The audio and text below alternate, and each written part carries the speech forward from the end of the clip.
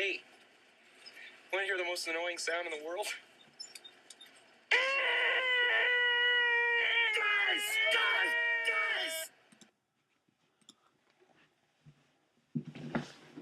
So hey everybody, you just heard a clip of from the original Dumb and Dumber from 1994. It was one of the Farley brothers' very first films as directors, and it's, as you just heard, there's actually a very famous scene from that movie that's quoted a lot, impersonated a lot.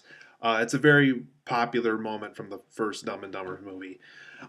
So, for that being said, today's movie review it was going to be for the new Dumb and Dumber 2, which is spelled T-O to represent that they're dumb. And that's my review for today. Is going to be for Dumb and Dumber 2. So this film takes place exactly 20 years later, after the events of the first Dumb and Dumber film, and one thing that's revealed right away, it's really not a spoiler because actually it's in the trailer. Like it's probably one of the first things you actually see in the trailer. Lloyd has pretended to be like he has been in this bad mental state where he can't communicate with people, he can't talk to people. He's been in this mental institution for years that has a lot of open visitation that his friend Harry, played by Jeff Daniels, um, you know, constantly visits him at throughout the course of the years. And so that's kind of the film's way of telling us, that this is basically Lloyd Christmas's state since the first film. Um, and that's just kind of what Harry Dunn has been doing since we last saw him in the first film as well. And so obviously once that's revealed that Lloyd kind of did this as a prank for Harry. He extensively did this prank for several years to really make people believe that he was in this state. Obviously, they come to their senses. The prank is revealed, and Harry and Lloyd go on this adventure once again. And so basically, for this adventure that they face this time in the movie, rather than chasing down a girl that Lloyd met at an airport that he worked for in a taxi service that he had a crush on, wanted to pursue a relationship with. This time around, we find out that Harry has a daughter that he didn't know that he had, with a girl that he actually talks about briefly in the first film. It turns out the one night stand he had with this one woman at this hotel a while back actually was he impregnated her, and she had a daughter, and now the daughter is in her early 20s, and she's going to present for her adopted father, who is a famous scientist at a science conference. But what Harry runs into and why they really want to track down his daughter for is he needs a kidney transplant done, and he needs somebody who's in his bloodline in order to get one. And since Lloyd can't, provide him with one, and since a lot of his close friends really can't provide him with one, really his only option now is to get one from his daughter, who would be an equal, who basically would be one of his few options for a kidney transplant at the time. And so basically, they track her down, and throughout the movie, it's kind of like what happened with the first one, where they're tracking down Mary Samsonite. This time, they're tracking down the daughter, and it's kind of a road trip all over again with these two friends, these two idiotic friends, I should say. So, Dumb and Dumber 2, you guys, it was a nice reunion to see these two characters back on the big screen again, the way we saw them all the way back in 1994. I even remember watching that on VHS way back in the day. And it was kind of neat to see these characters back on the big screen again. Though I must say, I would have preferred a much more clever screenplay to involve these two characters in. And since the Farley brothers got involved with this film, it would have been nice to see this film done in the form of older Farley brothers films that really were comedy classics. This film I really can't see coming down as a comedy classic. It doesn't quite live up to the first Dumb and Dumber film. So for my positives and negatives of this movie, Jim Carrey's performance and Jeff Daniels' performance in this film really sell the movie for the most part. Um, if there's anything good you can walk away from this movie with, is that Jim Carrey and Jeff Daniels truly know their characters very well, and it's quite clear in this sequel and over this huge length of time since we last saw these two characters on the big screen, that these two actors truly know these two characters, and no matter what material they're given, they're going to give great performances with these characters no matter what. So it was great seeing them back on the big screen playing these two characters once again, even if it took 20 years to get that to happen again. In this film, due to the fact that they're looking for Harry's daughter, it was nice to see a more parent-minded Harry and Lloyd. In the first film, it was these two guys, trying to get laid, trying to, figure out who their spouses are going to be.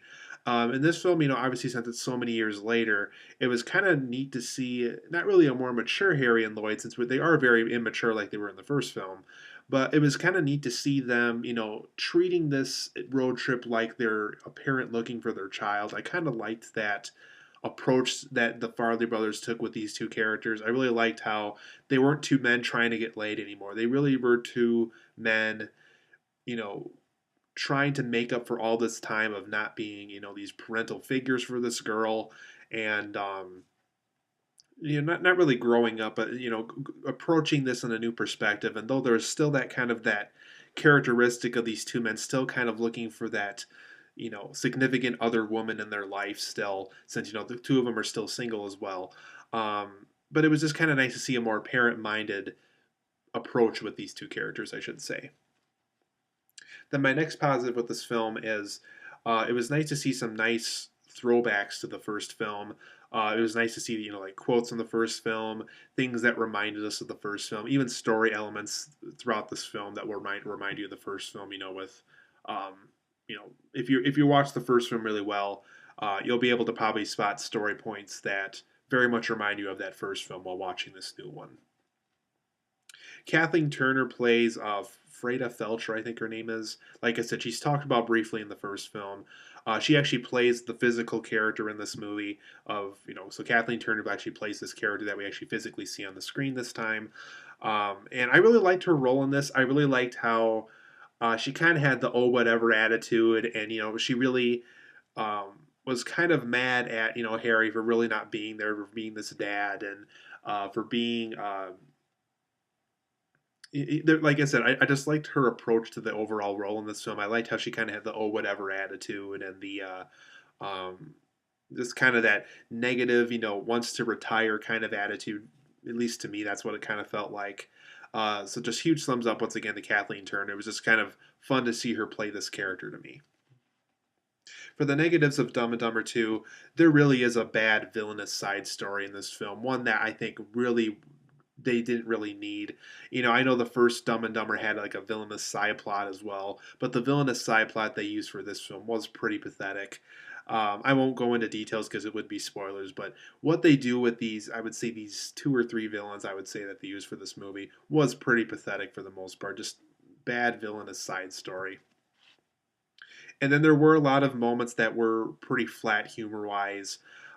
Specifically in the third act, which will be my next negative, there really were some moments in this film that just had some really flat humor. So clearly, the Farleys didn't take as much time on the humor of this film as I would have liked them to.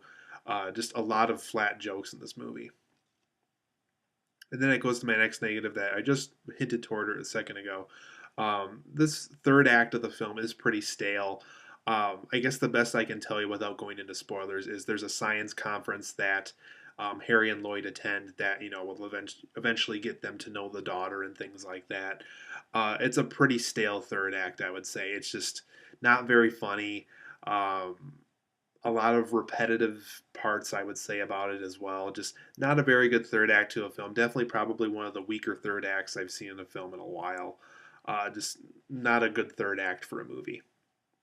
And then my next negative is that there was some really bad and unnecessary plot twists in this film. Ones that definitely throw a lot of ideas out the window by the time the film is over with. And, I get that these two guys are idiots, but the way that they handled some of this stuff by the end of the film I thought was pretty pathetic. So, huge thumbs down to all the plot twists that they were trying to add near the end of this movie. None of them really worked for me. And then one thing I thought that Dumb and Dumber 2 didn't have that the first film did have is that this new film was not dumb in a clever way. The first film I thought was dumb in a clever way, like, they were idiots. The story around them was much more intelligent than these two characters themselves. The situations they were put in, I thought, was a little bit more clever in the first film than it was here. There was just something that was clever about the first film that didn't quite transition well into this new film. I don't know if that's age. I don't know if the script just wasn't as up to par as the first film was. Something about this new film just wasn't quite as clever as that first movie. So overall, guys, I'm going to give Dumb and Dumber 2 a 7 out of 10, and that's pretty generous for what I'm seeing a lot of negative reviews are saying for this movie so far. So 7 out of 10. It's an okay film. If you like the first Dumb and Dumber, this might be an okay rental one night at Redbox or Netflix or wherever you like to rent films. I'm going to go so far as to say as I don't even think we need to go to the theater to see this one.